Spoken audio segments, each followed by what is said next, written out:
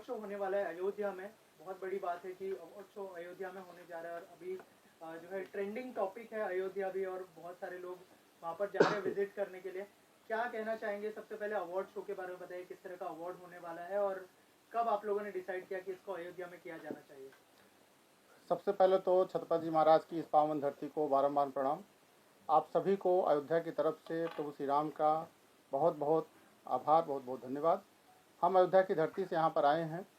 इसका एकमात्र उद्देश्य है कि जितनी भी अपनी भारत की भाषाएं हैं, चाहे अवधी हो, चाहे ब्रज हो, चाहे भोजपुरी हो, उन सबको एक सम्मानजनक स्थिति में हम कैसे उनको पूरी दुनिया के सामने ला सकें, ये उद्देश्य है। अयोध्या महोत्सव विगत 17 वर्षों से होता रहा है।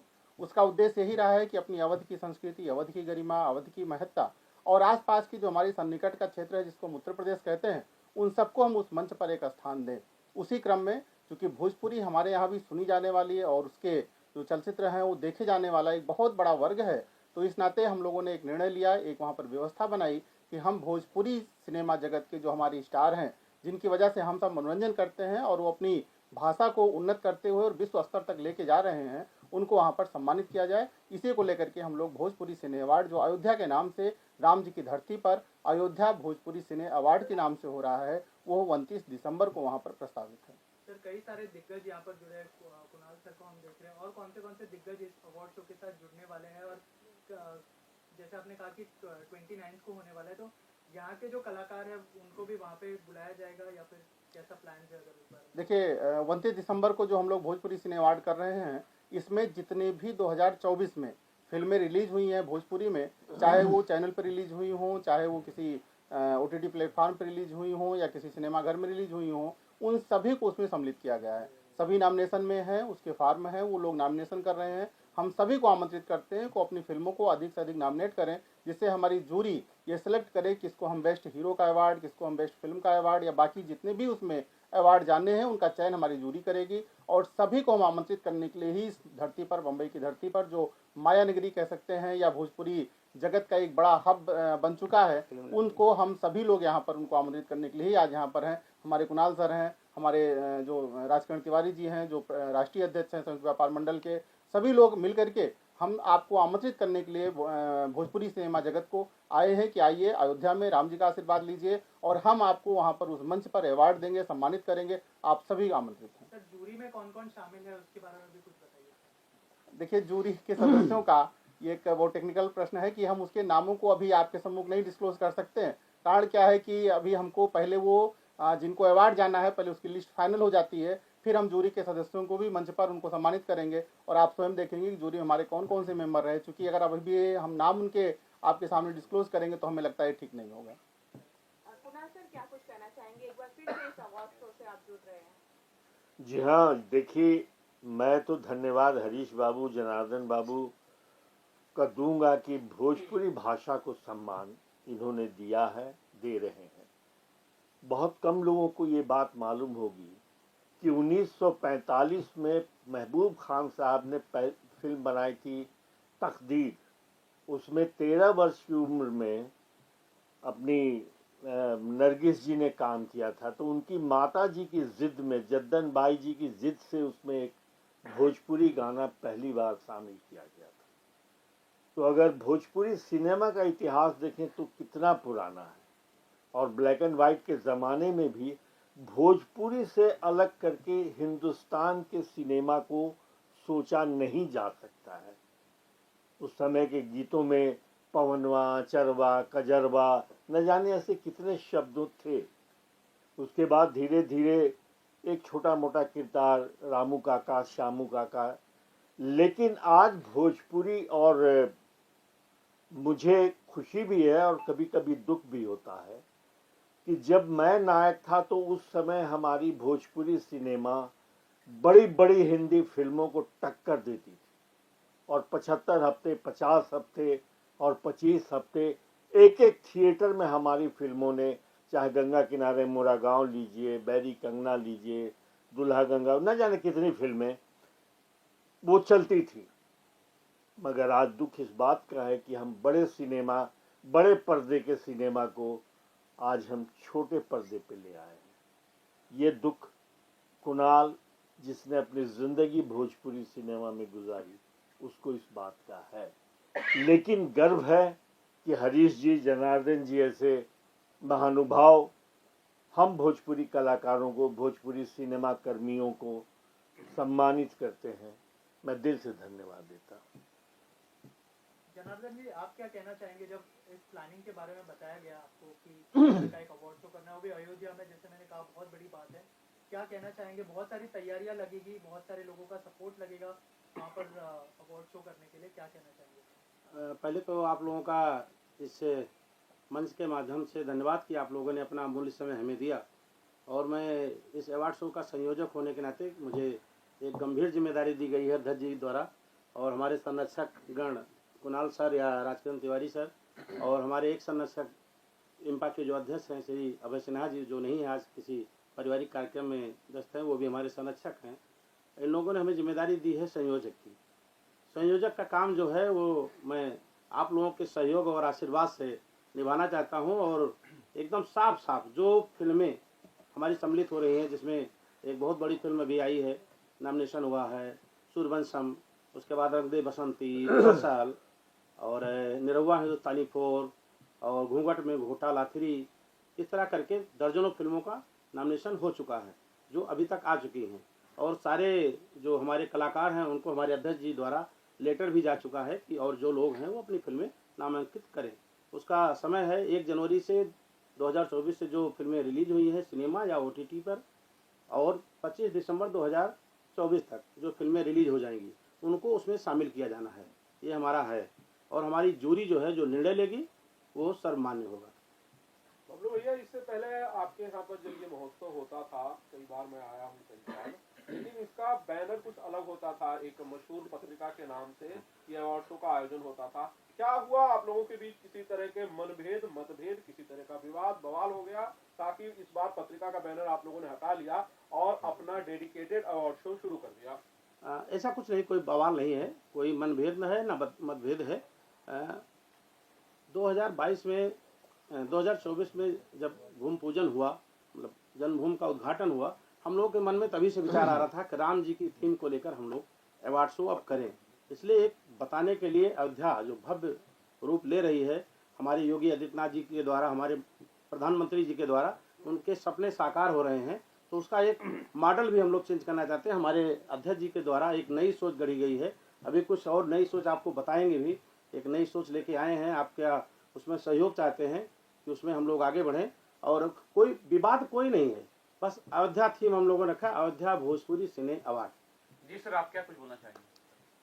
निश्चित रूप से जो प्रश्न आपने किया है, एक रामचरितमानस की एक पंक्ति हमको याद आ रही है कि गुरु गृह पढ़न गए रघुराई, अल्पकाल विद्या सब पाई।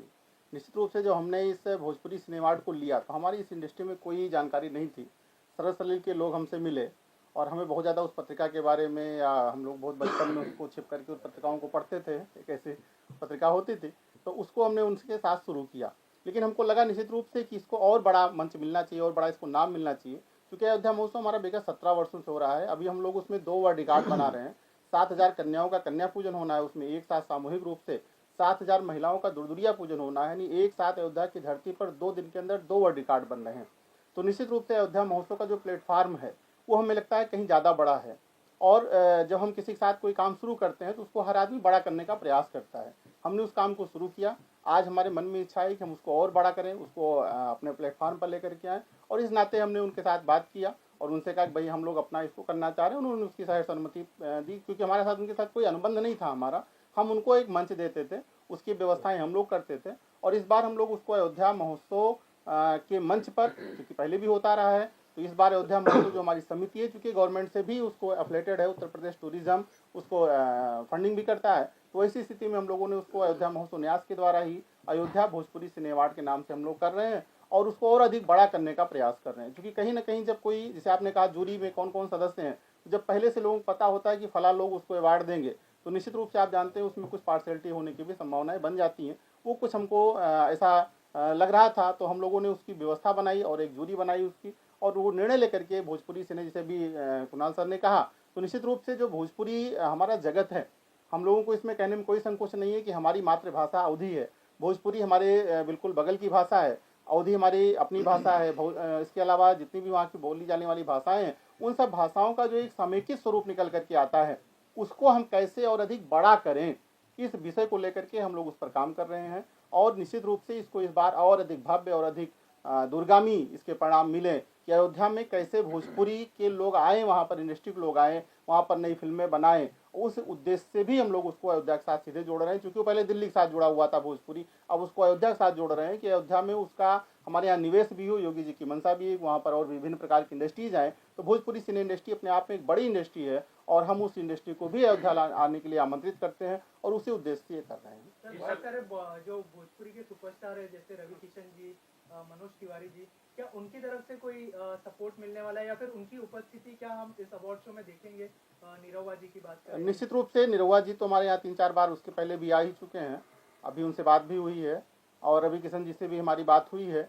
सब लोगों ने कहा है कि बहुत अच्छा ये कार्य है, इसमें हम सबका जो भी गिलहरी प्रयास होगा हम लोग इसमें निश्चित रूप से करेंगे और अधिक से अधिक राम जी की। आज तो हम निसंकोच इस बात को स्वीकार करते हैं कि एक समय अयोध्या ऐसी थी कि जहाँ पर किसी के आने से लोग डरते थे। आज दुनिया के हर कोने का, यहाँ तक कि हम कह सकते हैं कोई ऐसा व्यक्ति नहीं होगा जिसके मन में अभिलाषा ना हो कि एक बार अयोध्या हम आए। अयोध्या में एयरपोर्ट नहीं था, आज वहाँ पर 2-2 फ्लाइटें मुंबई के लिए डायरेक्ट फ्लाइटें हैं। तो अयोध्या तो हर व्यक्ति आना चाह रहा है और ऐसी स्थिति में हम आप सबको भी आमंत्रित करते हैं, किसी बहाने आइए।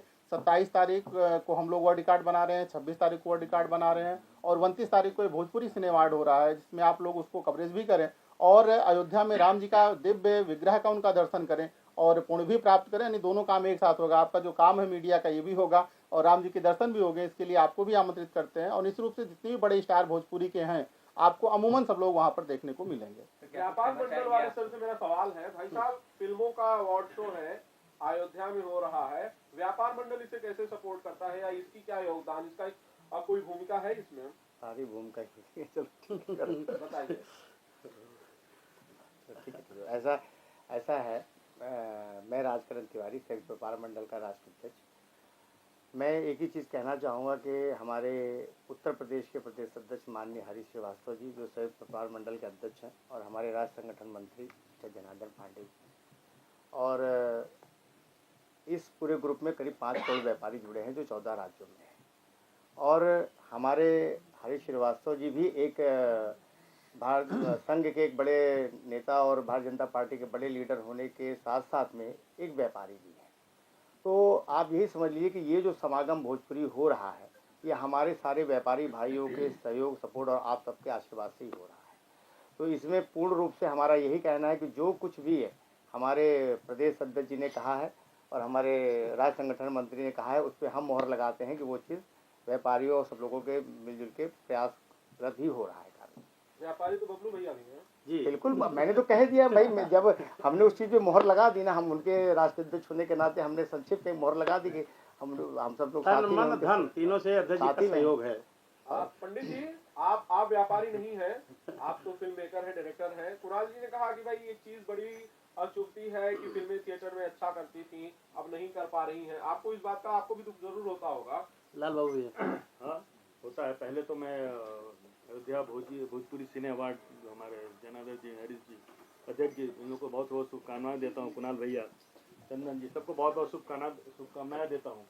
और रही बात आनंद जी, आपने भोजपुरी सिनेमा थिएटर के लिए बोल रहे थे, दुख तो होता है सर, है, लेकिन प्रयास है। रोके 2 मिनट। हाँ, आइए, चालू है, बोलिए।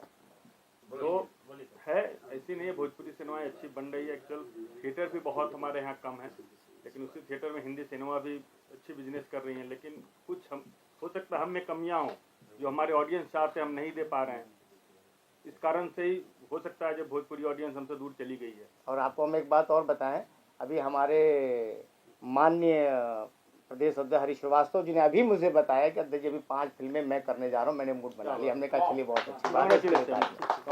तो ऐसा नहीं है, मैंने कहा आपसे कि उत्तर प्रदेश, मध्य प्रदेश और बिहार, ये 3 स्टेट में अभी जितने भी उत्तर प्रदेश के सबल लोग हैं, अभी मैंने अपने ग्रुप में कल बैठक के बाद ही अपने सब व्यापारियों को निवेदन किया है कि आपके राष्ट्रीय अध्यक्ष का निवेदन है कि आप लोग जो है इस भोजपुरी सिनेमा सिस्टम को आगे बढ़ाइए और इसमें आप लोग अगर जो जागरूक हैं आप आइए, मैं खुद आ रहा हूँ। क्योंकि उनकी जो विश्वास है जिस तरह मैंने अपने व्यापारियों के लिए लड़ाई लड़ी है विधानसभा से लेके और दिल्ली तक, तो उनको 100% भरोसा है। अभी लाखों लोग इसमें आएंगे, अभी पिक्चरें बनाएंगे और आप देखिएगा इसका ग्राफ कितनी तेजी से बढ़ता है। एक नया विषय है जो हरीश जी बोलेंगे, वो आप लोगों के लिए एक ब्रेकिंग न्यूज़ है।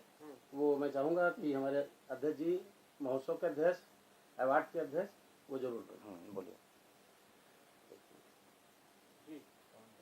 अयोध्या की पावन धरती से हम एक योजना के तहत आप सभी को एक अवगत कराना चाहते हैं कि अयोध्या महोत्सव, जो अयोध्या महोत्सव न्यास कराता है, पिछले 17 वर्षों से कार्यक्रम हो रहा है।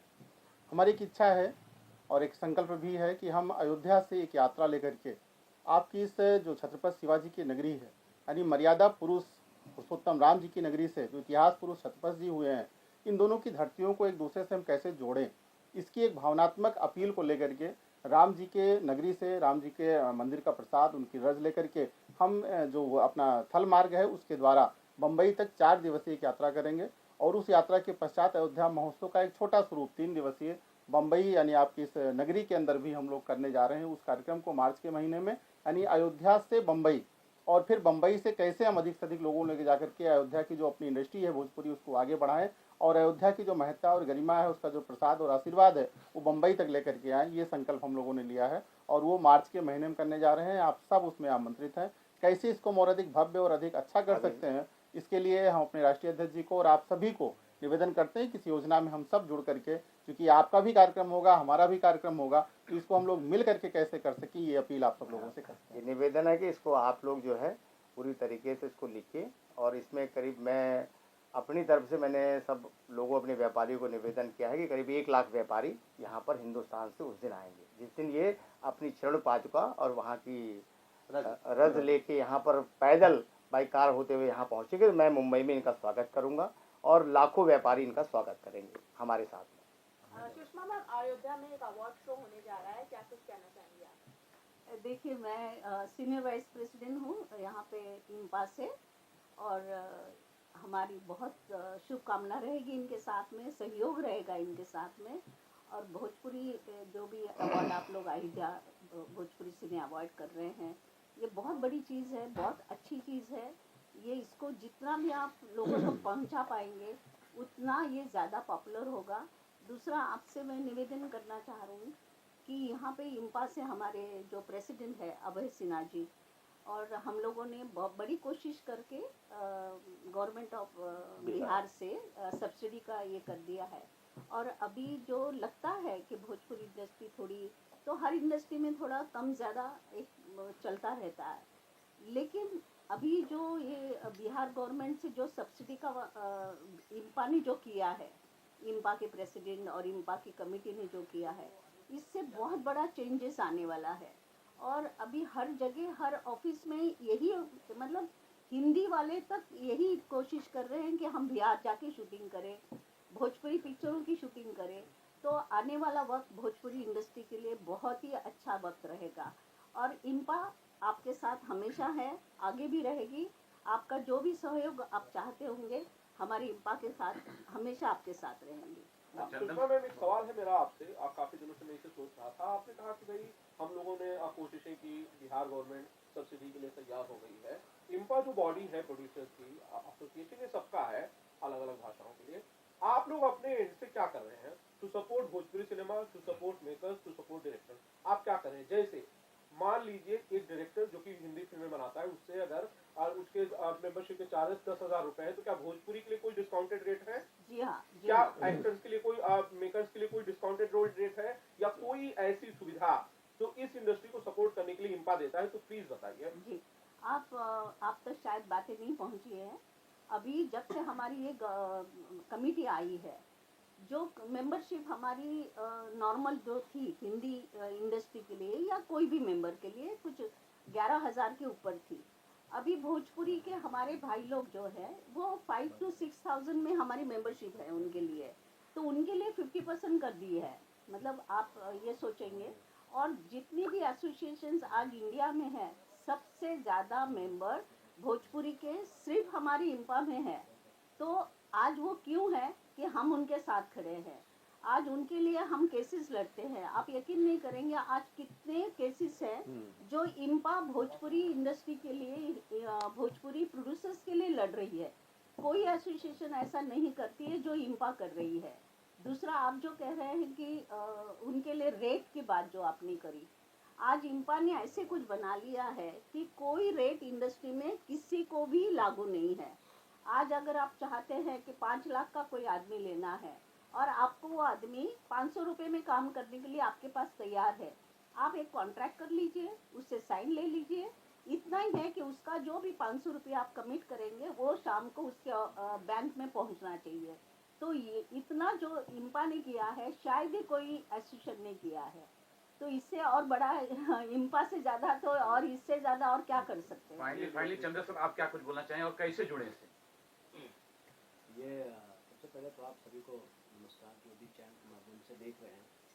ये बहुत ही गर्व की बात है कि भोजपुरी को आगे बढ़ाने के लिए ऐसे हमारे साथ दिग्गज लोग जुड़ रहे हैं और सपोर्ट में इम्पा है। बाकी बबलू भैया तो मेरे बहुत अच्छे मित्र हैं और इससे मैं हर तरीक़े से जुड़ा हूँ, शुरू से लेकर लास्ट तक। और कोशिश हमारी रहेगी कि आप करवाएं और इसको बहुत अच्छा बनाएं ताकि लोगों को लगे कि हाँ एक हुआ। ओके, लास्ट कोई सवाल इसका? लास्ट वन बस। सर, मीडिया के लिए आप कह रहे हैं इनवाइट किया है आपने, तो कौन सा चार्टेड पेरेंट रहेगा क्या? ये अयोध्या आने के बाद आपकी सारी व्यवस्था, वहाँ रुकने की, दर्शन करने की, भोजन की, प्रसाद की, वो सारी व्यवस्था अयोध्या महोत्सव न्यास करेगी। वीवीआईपी दर्शन। अच्छा, बहुत बहुत शुक्रिया सब लोग का। Thank you.